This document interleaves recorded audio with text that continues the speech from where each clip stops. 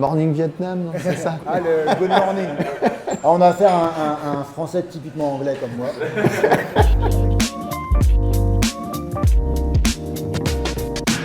Cédric, quelle était votre problématique de départ avant d'arriver à l'agence? Un site internet vieillissant, des baisses de vente et donc une volonté d'une nouvelle communication. Vous vous souvenez de la première étape? C'était le panel de dégustation, c'est-à-dire qu'on partait d'une dégustation de tous nos champagnes à l'aveugle avec des professionnels. Et ça nous a fortement intéressés parce que finalement, il n'y avait pas le côté étiquette qui rentrait en jeu. Et puis, c'était aussi des professionnels qui goûtaient le champagne et qui se donnaient un vrai avis sur la qualité qu'on pouvait faire. Vous avez été les premiers à le faire et effectivement, c'est super important pour les vignerons, je pense, d'avoir déjà un avis sur leur champagne avant de mettre une étiquette, une collerette ou une coiffe quelconque.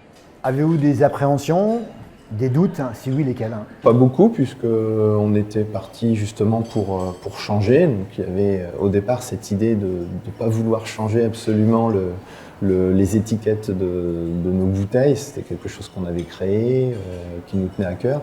Et puis finalement, on s'est aperçu qu'il fallait vraiment modifier tout ça.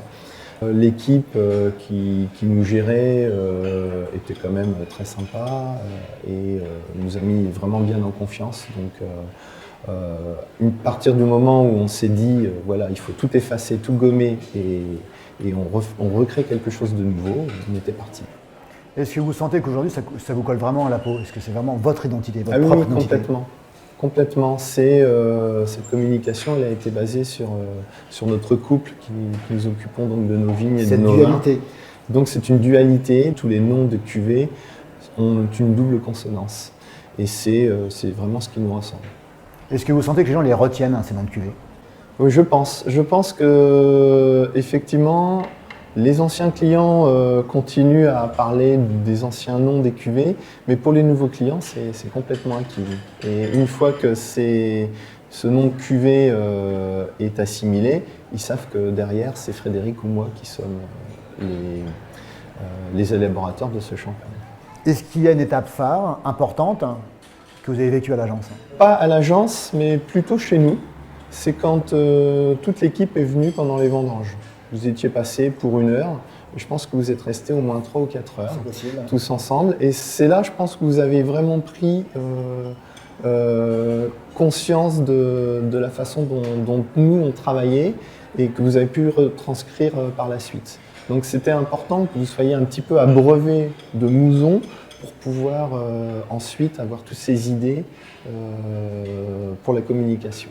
Et est-ce que le résultat est en adéquation avec votre investissement? Financièrement parlant, pas encore, mais la marque commence à progresser, à monter. Par contre, oui, on se sent vraiment bien dans cette nouvelle communication. C'est vraiment nous, ça nous ressemble, en tout cas surtout pour ma femme. Et donc, qui elle fait beaucoup les visites de cave, qui s'occupe des clients. Et du coup, ça c'est assez important parce qu'elle est assez libérée pour parler du champagne Jean-Claude Mouzon sans problème de la marque. Ouais. Quel conseil pourriez-vous apporter à vos collègues vignerons à propos du branding? Eh bien, déjà de faire goûter leur champagne à l'aveugle avec le panel que vous organisez. Ça c'est, à mon avis, la chose la plus importante. Les vins parlent, les vins ont des saveurs, des arômes, tous sont différents les uns des autres et donc une identité qu'on pourrait qualifier de commune sur tous les champagnes, c'est pas possible. Quelle suite imaginez-vous pour votre marque dans les années qui viennent? Une augmentation du volume de bouteilles vendues, notamment de nos hauts de gamme. Et puis, je dirais, nous permettre de continuer l'aventure à la fois à la vigne, mais sur le plan commercial, donc se faire connaître un petit peu plus sur le niveau mondial. Est-ce que vous sentez que le branding a une répercussion sur les ventes, sur l'écoute des clients par rapport à vos vins? En tout cas, il interpelle beaucoup, notamment quand on est en salon. Les bouteilles interpellent beaucoup les gens. Le site internet aussi nous permet aussi d'accueillir beaucoup de gens à la maison parce que sur des recherches pour une visite en Champagne, ils tombent sur notre site et trouvent que la vitrine est vraiment intéressante. Donc on est plus professionnel finalement au niveau de la communication. Quel était votre prix moyen avant d'arriver à l'agence, il y a 3 ans, et quels sont les prix moyens aujourd'hui, si on peut avoir un petit peu de détails là-dessus? Alors prix moyen au départ 15 € hors taxe. Actuellement on est à 18 € hors taxe. Donc vous avez senti positivement la montée de la valorisation? Oui, c'est ça, c'est valorisation notamment des champagnes haut de gamme. On n'a pas encore récupéré complètement nos baisses de vente, mais par contre une meilleure valorisation due à une augmentation du prix. Donc la valorisation compense le chiffre d'affaires aujourd'hui par rapport aux baisses de vente, hein? Complètement.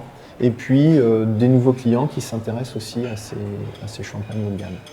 Vous aviez une clientèle il y a quelques années qui était X ou Y. Aujourd'hui, est-ce que cette clientèle a changé? Pas beaucoup. Elle a évolué dans la gamme.